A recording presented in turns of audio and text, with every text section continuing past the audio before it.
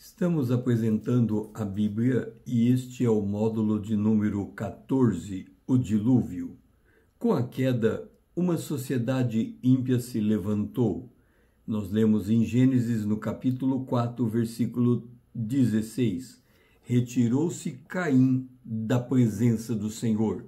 Esse é o fato marcante daquela sociedade. Caim se retirou da presença do Senhor e habitou na terra de Nod, ao oriente do Éden. E Caim edificou uma cidade e lhe chamou Enoque, o nome do seu filho. No entanto, havia naquele período uma descendência que invocava o nome do Senhor. Em Gênesis capítulo 4, verso 25 diz: tornou Adão a coabitar com sua mulher, e ela deu à luz a um filho, a quem pôs o nome de Sete. A Sete nasceu-lhe também um filho, a qual pôs o nome de Enos. Daí se começou a invocar o nome do Senhor. Isto caracterizou aquilo que chamamos a linhagem santa, uma linhagem que invocava o nome do Senhor, diferente da outra que saiu da presença do Senhor. Desta linhagem, Enoque, o sétimo, andou com Deus. A sétima geração depois de Adão, contando em Adão, andou com Deus e foi arrebatado, isto é, levado vivo para o céu.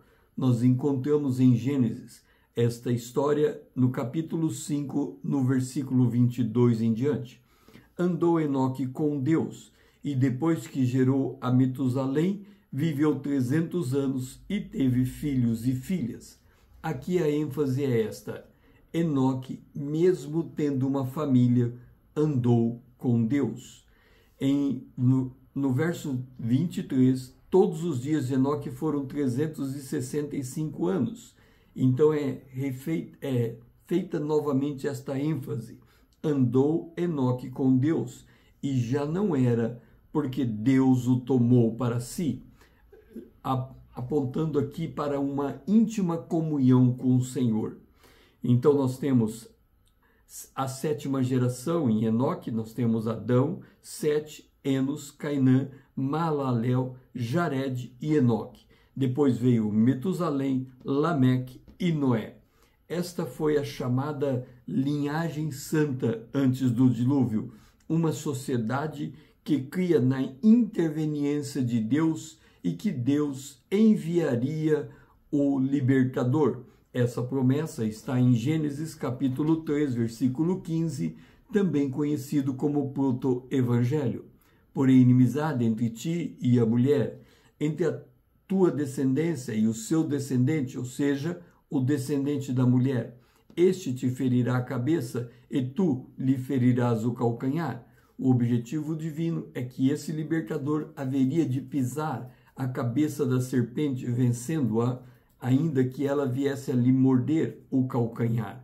O libertador, ele viria da linhagem de Abel. No entanto, Abel foi assassinado, como uma indicação que a serpente estava o tempo todo tentando impedir a vinda desse libertador. Satanás tentou impedir o plano divino. No entanto, uma nova linhagem surgiu através de Sete, e essa descendência invocava o Senhor. Isto lemos já em Gênesis 4, 26. A Sete nasceu-lhe também um filho, ao qual pôs o nome de Enos. Daí começou a invocar o nome do Senhor, baseado em Gênesis capítulo 3, versículo 15. Quando se ora, deve-se buscar como base da oração a promessa de Deus. Enoque andava com Deus e ele profetizou em Judas, a partir do verso 14. Quanto a estes, pois, que também profetizou Enoque, o sétimo depois de Adão, dizendo: eis que veio o Senhor entre suas santas miríades, para exercer juízo contra todos e para fazer convictos a todos os ímpios, acerca de todas as obras ímpias que impiamente praticara, e acerca de todas as palavras insolentes que ímpios pecadores proferiram contra ele. Os tais são murmuradores, são descontentes, andando segundo as suas paixões. A sua boca vive propalando grandes arrogâncias, são aduladores dos outros por motivos interesseiros. Enoque não só descreveu a sociedade de sua época antes do dilúvio, como também profetizou a maneira como a sociedade se conduziria depois do dilúvio, porque ele fala da segunda vinda de Jesus, quando ele vai implantar o seu reino milenar. Enoque viu em visão esta hora derradeira, porque haverá um dia em que Deus julgará toda a humanidade. Nós lemos isso em Apocalipse, no capítulo 20, o versículo 11.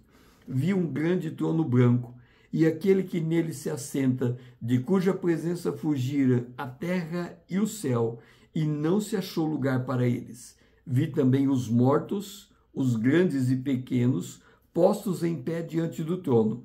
Então se abriram livros. Ainda outro livro, o livro da vida, foi aberto. E os mortos foram julgados segundo as suas obras, conforme se achavam escritos nos livros.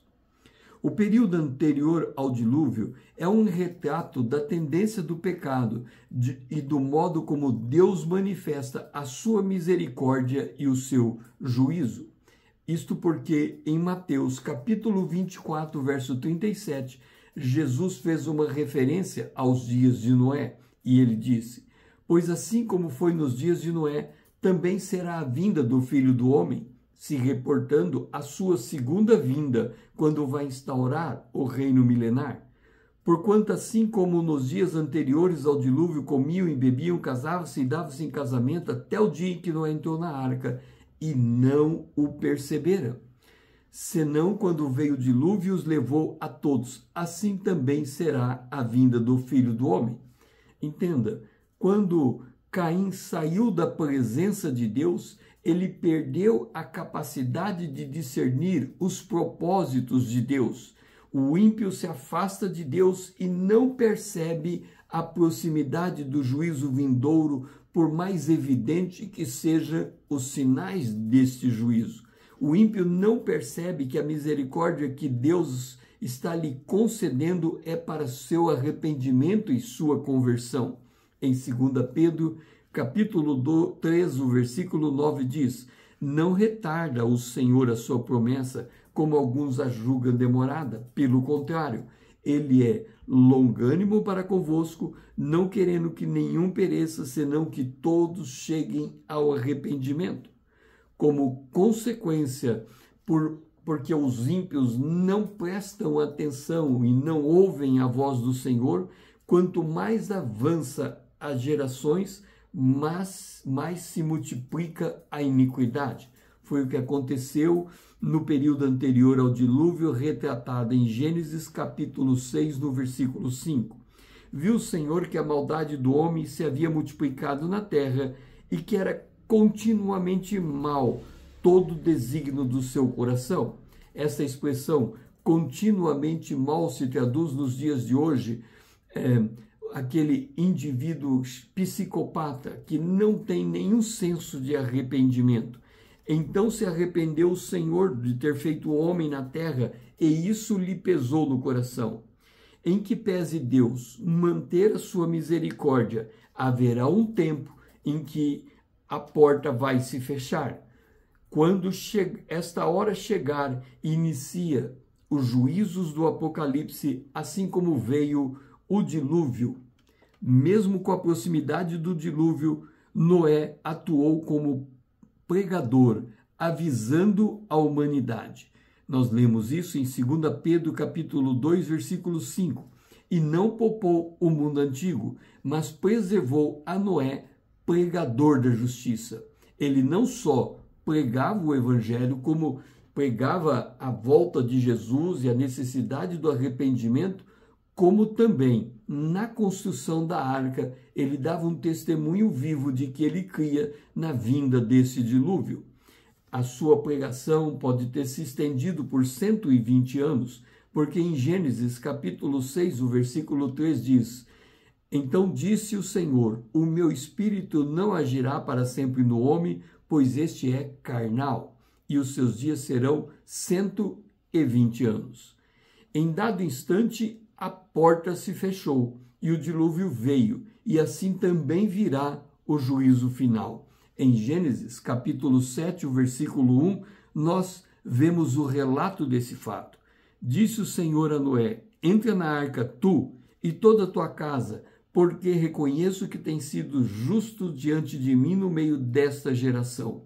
E no verso de número 16 lemos: E o Senhor fechou a porta após ele.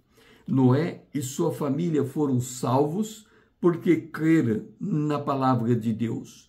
Noé andou com Deus, evidenciado por sua persistência em construir uma arca para salvar a sua família e os animais que ali entraram. Noé confiou na provisão dada por Deus através daquela arca. Se este vídeo fez sentido para você, curta, comente como a palavra impactou o seu entendimento, compartilhe para que outros possam compreender a finalidade do dilúvio.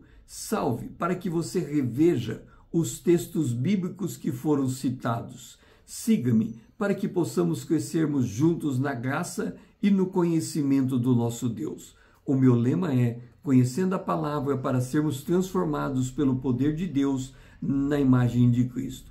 Eu sou o pastor César Azevedo, grato por me seguir, grato por me ouvir e até a próxima.